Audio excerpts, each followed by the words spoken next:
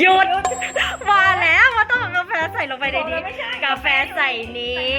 น้ำมันห้ามเกินตรงนี้มันอันตรายเพราะน้ำมันจะออกพุ่งออกมา อันนี้เกินไหม เกิน จับได้เลยว่าไม่เคยใช้ แค่ทำไข่นี่ก็3 นาทีแล้วเนี่ยแค่ตีไข่เนี่ย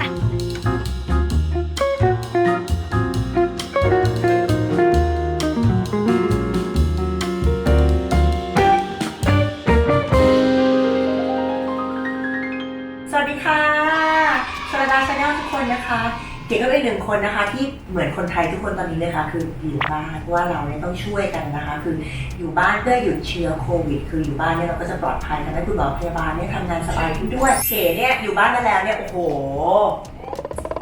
จะ20 วันแล้วอะค่ะกิจกรรมของเราเนี่ยแน่นอนหนึ่งในกิจกรรมที่หลายๆคนต้องทำคือดูซีรีส์ใช่ไหมไม่เหมือนคนอื่นเลยก็กลับไปดูเรื่องราวของวัยของเก๋อะค่ะเอ็กชีนาเกเคยไหมเวลาดูหนังแล้วก็จะอยากกินอาหารนะทำนู่นทำนี่เก๋เป็นหนึ่งในนั้นเลยค่ะแล้วก็เมนูที่เก๋เลือกเนี่ยก็เมนูที่ง่ายและเก๋คิดว่าเก๋ทำได้รู้ว่าอะไรเก๋คิดมากเลยเอ็กกับเดี๋ยวบางคนเขาเรียกว่าเอ็กโทสนะคะซึ่งวันนี้เนี่ยเก๋ก็จะนำเมนูอันนี้มาทำให้คุณผู้ชมได้ชมกันไม่พอเนี่ยถือว่ามันเป็นเรื่องง่ายๆจากของตู้เย็นที่เรามีมาดูดีกว่าคือซื้อตู้เย็นมีอะไรบ้างแต่ก็นะโครงการบันเทิงค่ะก็เตรียมไว้แล้ว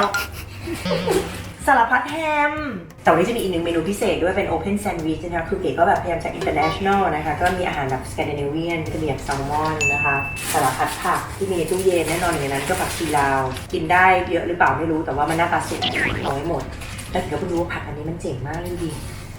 เพิ่งรู้ว่ามันคือไควาเรสเขาจะเอาไปถั่วงอกมาตลอดเดี๋ยวเรามาทำกันนะคะนมเนี่ยปกติก็กินขวดธรรมดานะคะวันนี้สระดาชาแนลมาบ้านขวดสวยเที่ยวดูแล้วอย่าลืมกดไลค์กดแชร์กด subscribe ให้เกนนะคะอีกนิดเดียวเองขอแค่100,000 subscriber เกนก็แฮปปี้แล้วยังจำได้หรือเปล่าช่วยชากาแฟที่ทาขนมปังทานเลยทุกอย่างชุดเดียวในโลกนี้ค่ะถามว่าถ้าทำอีกทีเอาไหมบ้านสวยอย่างนี้จัดไว้แล้วจ้าเปล่าเซตพอเรากำลังถ่ายกันทีวีเนี่ยเราก็ใช้แบบว่าเลมอนเลยปกติเราใช้ลามชื่อพอนะแต่จริงๆมันคือมะนาวสีเขียวบ้านเราในดอกเขียนแน่นอนนะคะก็จะเป็นแบบสารพัดขนมปังนะคะไข่แน่นอนไข่ชื่อรวดเอ็กดอกก็ต้องมีไข่เนอะไข่ไก่ไข่เป็ดจริงๆได้หมดนะคะบางคนอยากจะไขมันแน่นๆเป็นพวกแบบคีโตก็เอาไข่เป็ดมาทำได้สเต็กแฮมแล้วก็สโมกเบคอนแล้วก็มีชีสนะคะแล้วก็บางคนเนี่ยชอบกินหวานก็จะมีพวกมายองเนสของเก๋เนี่ยเก๋บางคนชอบกินอาหารหนักเค็มก็จะแบบเป็นแบบชีสมายองเนสแบบนี้เลยเรามาเริ่มกันเลยนะคะทำเมนูไข่ก็ต้องตอกไข่ค่ะ พี่เก๋ลืมอะไรของพี่เก๋ปะผ้ากันเปื้อนพี่เก๋จะใส่ปะ เพราะสำคัญมากทีมงานน่ะรู้ทันหมดทุกอย่าง ทีมอะไรมีอยู่คน2 คน ทีมงานเดี๋ยวพูดเลยสิกองใหญ่เลยทุกคนโอ้อร่อยมาก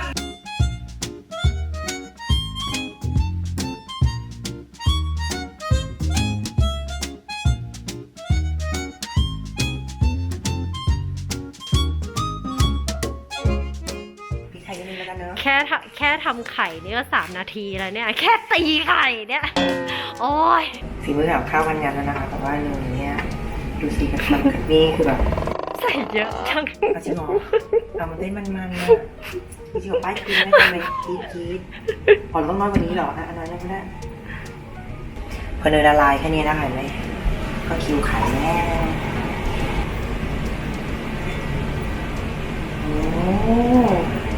กระทะบ้านเก๋นี่เก็บเสียงจริงๆอ่ะไม่มีสักชุดนั่นเลย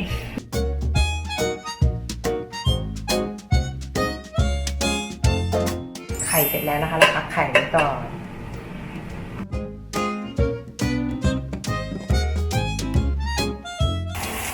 สุกแล้วนะคะจริงๆหรือถ้าเกิดบางคนตัวอ้วนอ่ะทอดเบคอนด้วยแอร์ไฟเออร์ก็ได้นะก็จะได้แบบอีกรสชาติหนึ่งนะกรอบๆตามด้วยขนมปังแล้วใช่ไหมคะอันนี้เอ็กซ์เราใส่แบบอ้วนๆหนาๆแบบหนาๆชอบ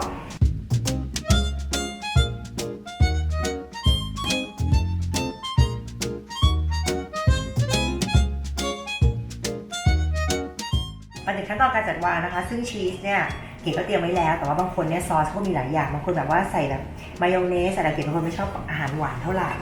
ก็เลยแบบมีชีสสำเร็จรูปแบบนี้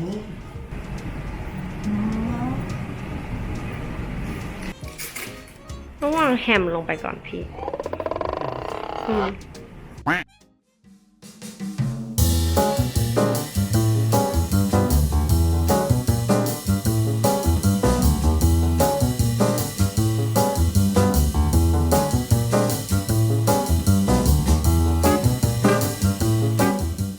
นะคะสำหรับคนที่กินรสเผ็ดหน่อยนะคะนี่ก็ใส่ชีสเห็นไหมตามด้วยซอสพริก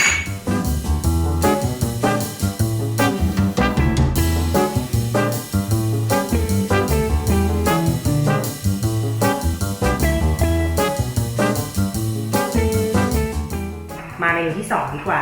อันนี้เป็นแบบว่าดรอปไปแล้วใช่ไหมคะอาหารเช้าสไตล์เกาหลีไปแล้วเนี่ยเรามาทำแบบโอเพนแซนด์วิชแบบอาหารเช้าสไตล์สแกนดิเนเวียนบ้างดีกว่า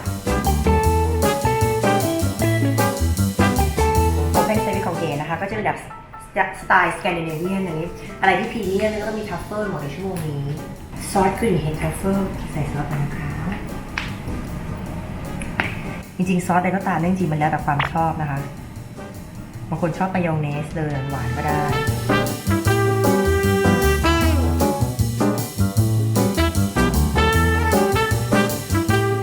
จะสารภาพบอกอะโวคาโดไม่เป็นแต่เมื่อกี้โปรดิวเซอร์ทำให้คือเก๋อะปอกเหมือนปอกมะม่วงอะปอกทีละอันบางหนาดี นี่หนาไป ตายแล้ว โชคอาจจะไม่เข้าข้างพี่ แล้วเอาไปวางจัดเรียง แค่นี้ก่อนนะคะ อันนี้เหมือนเป็นขั้นตอนการแบบว่าตกแต่งละใครจะตกแต่งได้สวยขนาดไหน อันนี้ ก้อนอะไรคะ ถ้าเพื่อการโฆษณาร อดไหมเปิดคาเฟ่ที่บ้าน รอด เหรอ หน้าตาไม่รู้แต่ว่ารสชาติคุณภาพเราแน่นนะอันนี้ใส่ผักชีลาวนะคะวงการบันเทิงอะนะจริงๆพี่เล็กช่วยทำมันดิ หนูอยากจะลืมไปหมดเลยเราออกไปกินอาหารฝรั่งมาก็เยอะแยะ จริงและนี่แหละค่ะอาหารเช้าของเก๋นะคะเป็นโอเพนแซนด์วิชนะคะแล้วก็เอ็กดรอปอันนี้นี่แบบเอ็กทีนาเกเลยนะเอ็กทีนาเกอาหารเช้าเสร็จแล้วใช่ไหม คือมันนานมากไง18ย้อนไป18ก็เลยหลงลืมไปบ้าง ใช่ทำแต่ไฮสคูลค่ะเสิร์ฟนะคะเดี๋ยวจะจัดมุมคาเฟ่เป็นแบบว่าโฮมคาเฟ่น่ารักเดี๋ยวตอนนี้ขอเคลียร์ตรงนี้ก่อนเดี๋ยวจะทำกาแฟนะวันนี้จะมีทั้งกาแฟร้อนกาแฟเย็นเลยนะคะมาถึงคิวกาแฟนะคะเรามีเมล็ดกาแฟเยอะมากแต่ว่าอันที่เราจะมาบดเนี่ยคือเราอุดหนุนคนไทยมากเลยสนับสนุนเขามากเลยอาขาอาม่านี่สั่งมาจากเชียงใหม่นะสั่งไปชนีย์มาดูสิ จริงอะค่ะอาม่าเขาเป็นเมล็ดกาแฟได้รางวัลที่ญี่ปุ่นใช่ ที่ให้รู้ว่าเก๋อีกเดี๋ยวเราจะเอาเมล็ดนี้ไปบดก่อนนะคะเดี๋ยวก็ดูแล้วเป็นเมล็ดกาแฟสวยมากดูสิเห็นไหมดิแค่เปิดก็หอมแล้วว่าตื่นมาไม่กินกาแฟเลยได้ทานเลยคือได้อันนี้มาเนี่ยชอบมากขอบคุณน้องใหม่นะดูสิน้องใหม่เล็กจริงๆแล้วเนี่ยตามสูตรของเขาต้อง18 กรัมแต่สมมติถ้าเกิดเราไปเดินป่าเดินเขาหรือไปปิกนิกที่ไหนเนี่ยเรากะไม่ถูกถ้าเป็นเก๋นะคะเนี่ย2 ช้อนโต๊ะแบบนี้ในช้อนทานข้าวเนี่ยพูนๆพอตักมาเนี่ยมันจะเท่ากับแก้วกาแฟนี่แก้วเอสเปรสโซ่ช็อตนะคะให้ดูนี่ที่เดียวให้อันนี้ทำ1 แก้ว1 แก้ว1 แก้วช็อต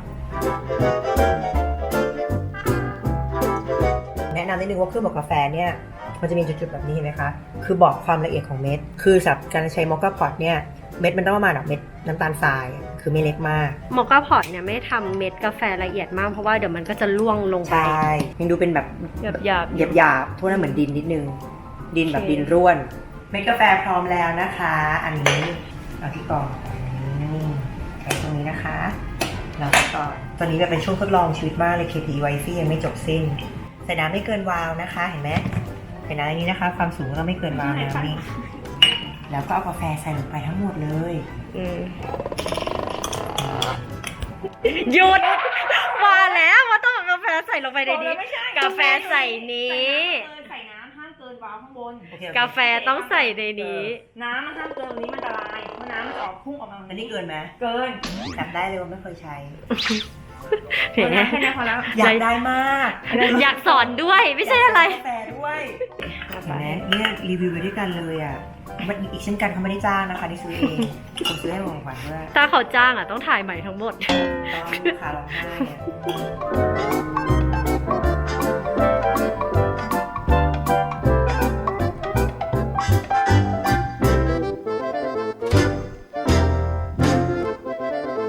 แค่นี้เลยเหรอคะไปเดี๋ยวน้ำกาแฟมันก็จะขึ้นมาจากข้างนอกข้างบนตรงนี้นะ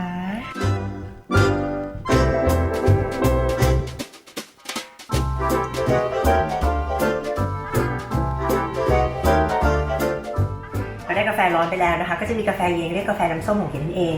ก๊อปปี้ใหม่ไทยมานะคะก็จะมีน้ำส้มปกติจะทำน้ำส้มคั้นก็ได้แล้วก็จะกะปริมาณประมาณนี้หรือวันนี้เนี่ยเก็บประหยัดเวลาเนี่ยก็จะเป็นน้ำส้มสำเร็จรูปมา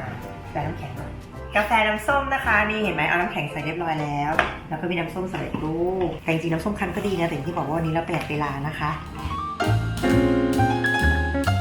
แต่อันนี้ส้มนี้สุกมากอุ้ย ไม่ใช่หรอก ที่ผ่าบางเกินไปใช่ไหม ใช่ อ่ะเราไปเซ็ตโต๊ะคาเฟ่ของเราดีกว่านะคะ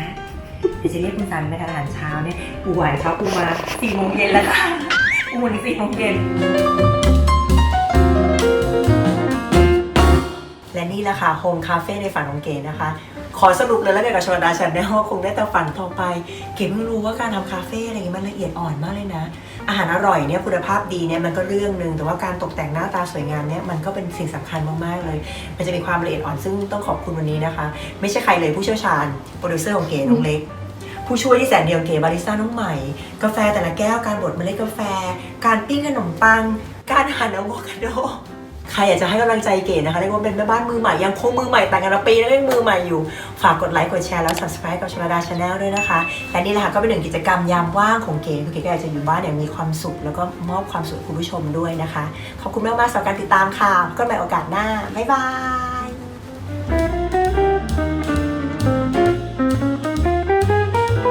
ทุกคนบอกว่าเก๋แต่งงานแล้วทำอะไรก็ได้เก๋ขออนุญาตอ้าปากกว้างๆกับเอ็กซ์หน่อยนึงได้ไหมคะพี่เป็นคนกินเลอะจริงๆอ่ะ หรอ ปากพี่เลอะมาก มีขนมปังสีที่แก้มฝั่งนี้ใช่ไหม ใช่ เอามาขอดูที่มือหมัน enjoy ไหม ซอสสีชากับชีสเข้ากันลงตัวมาก